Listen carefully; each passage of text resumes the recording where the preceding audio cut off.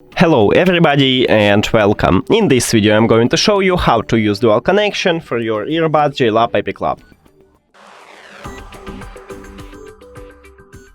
So, right here we have a first device, what connected with the headphones, and also have an application, but you don't need to use an application. And the second device, do not connect it with the headphones, so now we will add it. And let me open the settings to show it to you that I have connection right here, and right here I haven't on the second device. So all you need to do is just click at the settings icon or information if you use iPhone like a first device.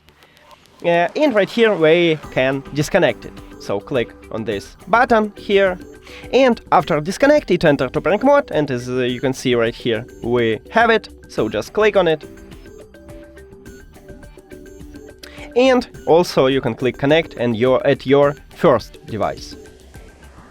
And right now, as you can see, two devices connected to the headphones simultaneously.